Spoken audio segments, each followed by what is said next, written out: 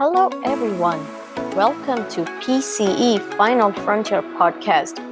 I am Shivangi, your PCE guide at PCE Final Frontier, helping one student at a time. Visit our website www.pceff.com to enroll in our courses today. Welcome to PCE Final Frontier Podcast interview. Today, we are going to welcome Maitry with us, and she's going to share her tips, strategies, and some information with us that helped her pass the PCE. She recently passed her PCE return, and her journey is very inspiring. I am pretty sure she has lots of things to share with us. So let's dive straight to that. Okay? Welcome, Maitry. Thank you for doing this for us today. Hi, Shivangi. Thank you so much. I'm glad that I am a part of this podcast. I know you're doing a lot. You're doing a lot of things for us. So thank you. You're welcome. So how do you feel? I feel amazing. It feels like this is it. This is what I dreamed for, and it's finally happening. Yeah, and There's your still a lot more to do, but I mhm. feel so far. Yeah, and your journey, like you took the exams. We'll talk about it. Like how did you prepare and what you know what were some good days, some bad days, and how Mhm. did you feel and what did you do to be on the other side today. Okay. Mhm. So I have few questions. And my first question is, what was like your study strategy all the way up to your exam? Like, did Mhm. you have a plan? Like, no, I'll do whatever comes to my mind, or what was like something like a discipline, a strategy that worked for you? I think in my last attempt, I the first thing that I think I started with before even making a plan was to discard everything that I knew before that, because I knew that what I was doing earlier wasn't working. So I had to unlearn a lot of my patterns, habits, mindset, study habits, everything, and I had to start afresh. So that was the first step, to eliminate everything that wasn't working and just let it go. I started. I worked with a few. I took mentorship with PCE Final Frontier. I worked with some amazing people. I talked to Ravneet also about all this. And basically, we came up with a plan as to how to go about with it. So I just started with making a timetable. I wrote down all the topics that I needed to prepare for from the blueprint and all the reading topics that we have that they have shared in the live course. um, I made a list of the topics. I made a weakness list of topics that I personally was great at, not so good at, and needed a lot of work. So I made those lists. I analyzed my previous exams and all the mistakes that I did in those exams. Um, what else? I'm just collecting my thoughts right now. Well, you Um, said, let me bring out the question so you can have like, you'll come up with the answer. So you did not make it in your first attempt, mhm. right?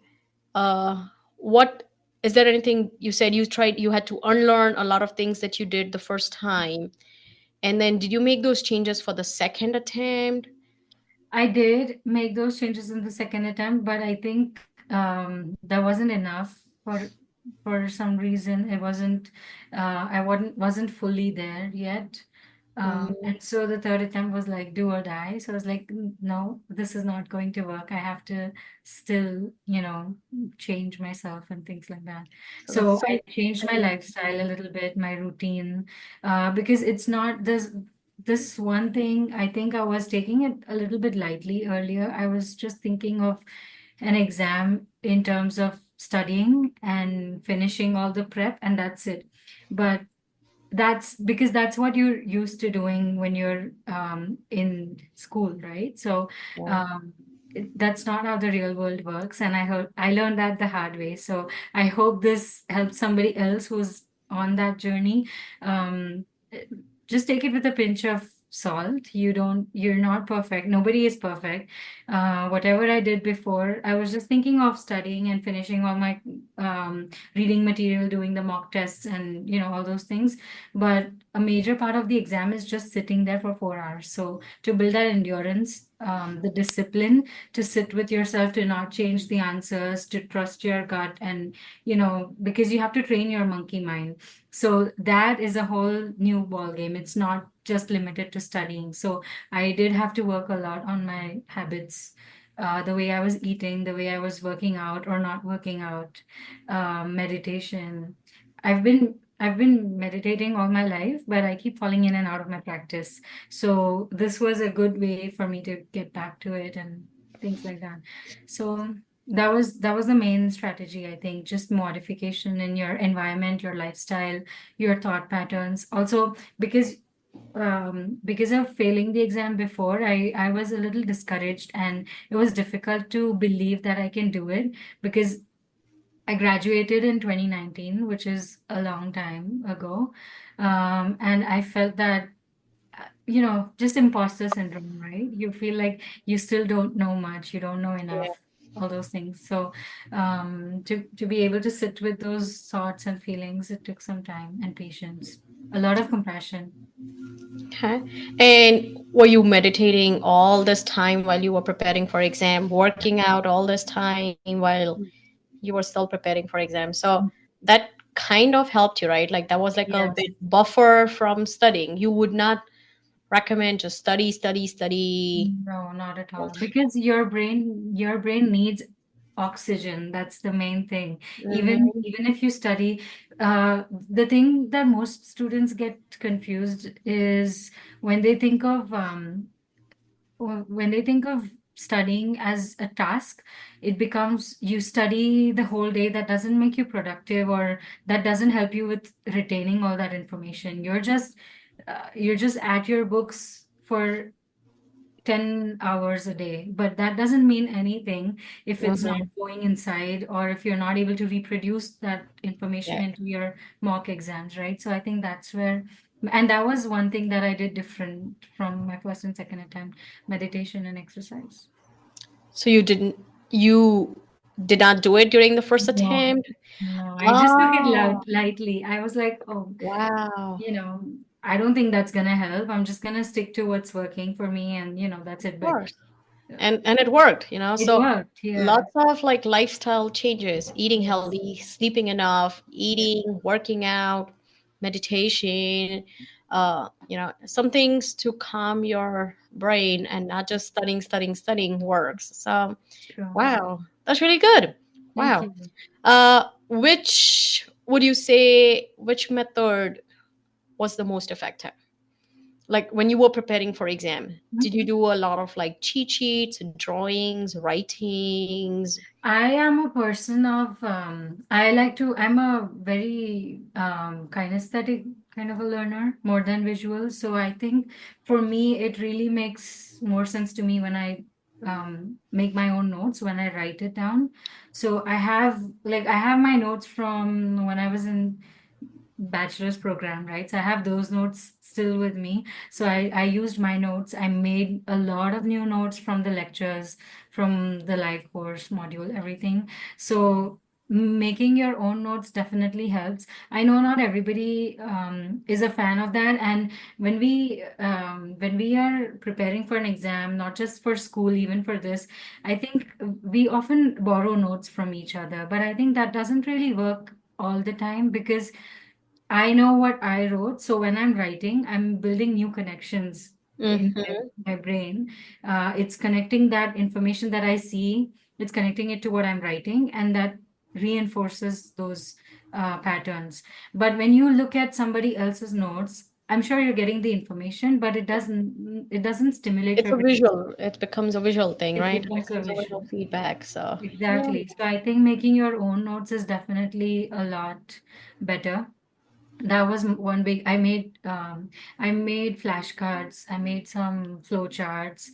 I had Oh, cheat sheets. Like, for example, just a simple example, I made those index cards you get. at a dollar store or whatever. I got those, and I would have capsular pattern for all the joints in just one card. So that way it's good for you to review, or even during your mock exams when you're just because this is a really easy topic, capsular pattern, range of motion. Those are so simple, but sometimes you can still make mistakes, Of you course. know, and then like so I think that just helps to constantly look at it again and again. Even though It you're just looking for reinforces. elbow, Yeah. you'll look at the other joints, and it's a good reminder, right? So Yeah. all those little notes here and there, they helped. Special tests help. I think reinforcing the information is the most important out of all the strategies. However you do it, you find your pattern, however you do it. I like to write and look at it every day, but that could be different for different people. Okay. So Mhm. did you like write it and like kind of go back and read those Yes. notes and okay, that's good. Yes. So it worked for you. Mhm. That's the way you learned it. You retained that information. You got those connections stronger, as you said. Mhm. Was there any topic or any subject that you found very challenging and you're like, oh no, this is not my, I cannot do this. This is not my cup of tea. And what did you do? Like, how did you overcome that fear, that domain? Like, which one was it? First, let's start with that. For me, I think it was vestibular because I just wouldn't get it. Like I was reading from It's tough. Sullivan, and Yeah. it's difficult. Like when you read it, it's not the. I mean, it's just a very not a pleasant Complicated. topic. Yeah, it's complicated. You I mean, still don't and like it's it. volatile. You'll forget about it, right? And Hmm. also because I don't have a lot of experience, clinical experience aside from the internship that I did back in um, college, right? So it was kind of difficult for me to connect the dots and just read from the textbook because it's a dry topic. So Yeah. that was the most, I think that was the most challenging. And the other thing is all the post-surgical conditions from MSK. They're not as challenging, but they were still quite a lot to take in because you have to remember all the joints, all the conditions, so it was just kind of too much for me. Um, All I can say is, I think it was because of the limited clinical practice that you had. mhm, mhm. Uh, Now that I work, I worked for so many years and everything, vestibular feels easy. Easy, yes. Post op MSK, it's very easy. Like, Mhm. so I think it was that what made it challenging for you I is, think so. Yeah, limited clinic exposure. that makes sense. Yeah, Mhm. if not, I know, and not for you, but if anybody else, like, if you have a lot of clinical experience, then post-op MSK, vestibular, even neuro stuff, it's like Mhm. all, it's easy when you, Mhm. so you can relate it, like, oh, I saw someone, that's how I treated, this was the condition. So I feel for me it like a lot of like clinical correlation helps. And I think now I feel like, nah, vestibular is nothing. It's very easy. Like MSK post op, it's easy. It's But I easy. understand when I was in your shoes, I would read from the books and I'm like, oh my God, this book says after 30 days. This book says after 45 days. Which one is the correct, right? Like, when do you do what is correct? And you're like, no, why are these books telling the wrong thing? And so I understand like the confusion that it creates. And you're like, should I treat them? Not, and then you have to apply that to the exam, so you have four options, and out of which like the first one and second one is like like, they're so close and you're like, which Mhm. one is the right one? So Yeah, that's true. yeah, I understand. But okay, so it was vestibular for you, MSK post-op. And uh, to an extent, I think cardiopulmonary. I enjoy studying it now, but back in college, I used to hate it. And part of the reason is because I didn't understand the pathophysiology. So understanding why you see, for example, why you see crackles in this patient, just understanding that is enough to get the answer, right? So understanding everything was a big thing for me. and And I think what what did happened. you do? So let me, sorry, but if it's like it was vestibular or post-op, let's say post-op MSK, you felt it was very difficult. Mhm. What did you do? Did you do anything like different Um, than your normal things? I think I approached it in terms of just post-op conditions rather than because we have a habit of doing everything about hip in one day. If you're studying one joint, you study joint wise usually, right? So then I made it I didn't study joint wise, like I did the basics of joints, but when I was doing all these post-op conditions, I looked at all replacements at one time. So Okay. shoulder arthroplasty, hip replacement, knee replacement, and most of the information is overlapping. It's quite similar. There's only a few things that are different or peculiar for each joint. As long as you remember that, I think you can treat a patient. And just approaching it in terms of from the perspective of treating a patient, that makes a difference. Okay. Um, I think yeah, criteria to progress, that's an important one. So all these important things you need to know. You don't have to know word for word each and everything that's in the textbook. Oh, okay. Now, Yeah. were you working at the time you were preparing for exams? No, I took a break from work. Okay. Good. Mhm. So you gave enough time to like just study, Mhm. work out, do the things that you like. Did you have like a schedule, like or like okay today like a routine? Mhm. Like I'm going to study for so many hours, then I'm going to go Mhm. work out. I'm going to go. You got personal commitments. I have to go out, meet someone. You Mhm. know, like did you have a routine or a schedule set for it? I did. I had a routine. I'm a heavy sleeper, so I need a lot of sleep. So I would usually wake up around 7 most of the days. Um, I would eat something. I prefer slow mornings, but again, my routine is not the same as everyone else. Yeah, yeah, It's yeah. maybe different. But for me, what worked was having a slow morning and then starting with the most important task of the day, getting that done in the first quarter, maybe before 12, um, lunch, and then after lunch, I would do something easy, but not too easy for me to fall asleep. So it would usually be, to give you an example, I would not do ethics at that time. I would usually do questions, just reviewing questions, or sometimes even reviewing special tests because there's a whole PDF on our live course module for special tests, and I would just review that every day. Um, I would sometimes I would start with a new topic or whatever, but that was my afternoon sort of. Um, a few hours after lunch, I would go do my workouts. Um, and then evening again, another bout of studying before taking a break for dinner. And then I would study again for 2, 3 hours after dinner. So that was kind of my routine. And I Okay. forgot, I used to actually meditate in the morning. So right after I woke up, I would do all my like spiritual routine in the morning. So Wow. because I feel like once that's done, I don't have to worry about it Yeah. throughout the day because that was one thing off my plate then. Yeah. You have to teach me about the meditation. Mhm. Like I Mhm. think I need to do it. I mean, everybody should do it, but I don't think I do it or Yeah. I do it enough. Like I've tried it. The only time I can meditate is at night, and then before I know, I'm like falling asleep and stuff. Mhm. So, Mhm. but you can definitely tell me like Yes, share absolutely. some more tips and everything about it later. So, Okay. this is kind of the last question I have. So, Mhm. you know, you took 3 attempts, Mhm. you made it on the other side. You've Mhm. seen like ups and downs, like good days where you prepared everything, bad days you're like, no, I just want to sleep today. Especially dealing with the weather in Canada, Mhm. snow, Yeah. freezing weather. I want to Mhm. say it's frozen all the time, and you don't want to get out of the bed sometimes with that way. Mhm.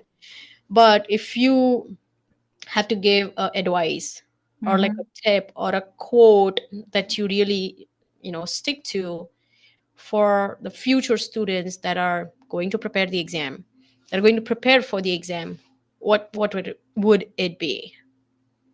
Um, there, there's there's a bunch of things that come to my mind, but I think the biggest thing was we think of PCE or any exam, even NPT for that matter, we think of these exams as a huge task, and in our minds, we make it into this big thing. We put it on a pedestal that this is it. After this, like this is a really important thing in my life, or whatever that may be, right? We put that on a pedestal and we worship it. But the thing is, the more you do that, the more you procrastinate. That happened for me quite a lot. I used to think that this is such a huge task. How will I ever do it? And that just created more distance between me and that goal. So it never felt that. It took a long time for me to realize that this is achievable. It's not something far off into the distance.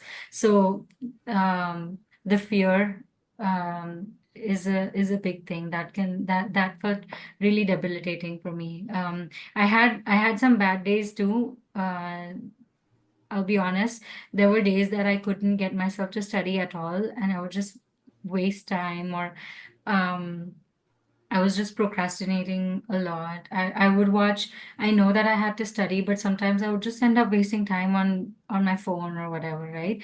And that happened a lot of times, but then you just have to remind yourself what your why, your why to do this. So that was a big thing. Journaling really helped me in that aspect. Like if you feel stuck, because your family, even though they love you, they don't understand what you're going through. So always seek friends, or like seek people who are going through this. Talk to them, whatever difficulty you're having. Talk to somebody about it, because it's not, you're not alone. So that's one big advice. If you don't feel comfortable talking to people, talk to yourself. Just write about it, or look in the mirror, talk to yourself, do something about it. I think that's one big thing. Like, don't just ignore what you're feeling. Your feelings are supposed to empower you, not make you feel weak or something. Ah, Your that's so emotions are true. meant to be there for a reason. So use them wisely is what I would say. Because I was just so afraid. I can, even just thinking about it makes me feel like, it makes me shudder when I think about it. Like, I was just in a very dull place at that time. And I think just facing it helped. Like, you have to call yourself out on it. Just be like, why am I not doing it? I know it's important, but why am I not doing it? What's the actual reason for me being afraid? Is it just the test? Is it something else? Does it go deeper? Has something happened to me before? And the other thing also, just to continue on this point, is reminding myself of all my past achievements. That was one big thing that helped, because I knew that I've not the PCE, but I've done something else before. There were times that I didn't think that I could do it, but I did it. Doesn't matter how big or small the thing was, but you've definitely achieved a lot Yeah. earlier, right? So just reminding yourself of that, that helps to shift the perspective. So my biggest advice is just to let go of the fear-based mindset.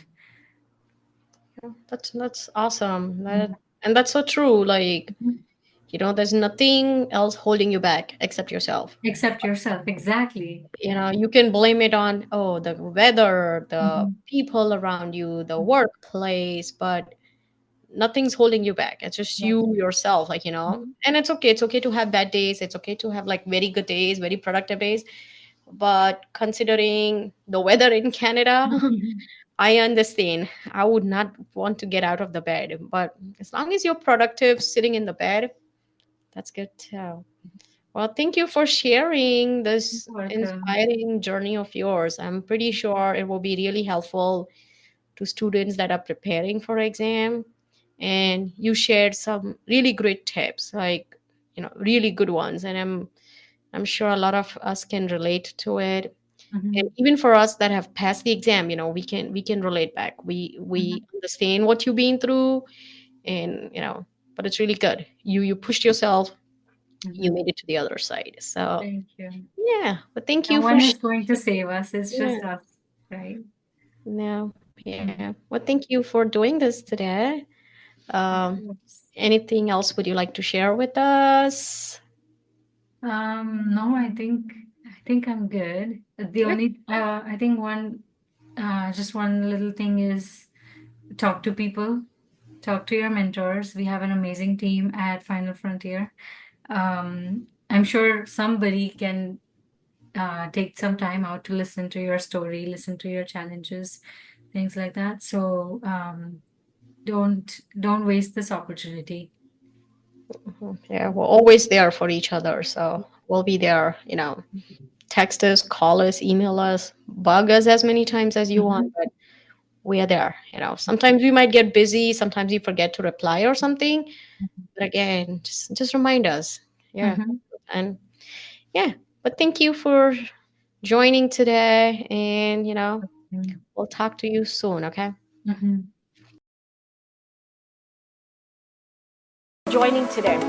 Reach out to us at support@pceff.com for any questions. Follow us on social media on Facebook, Instagram, and YouTube for more content. Have a wonderful week and keep learning.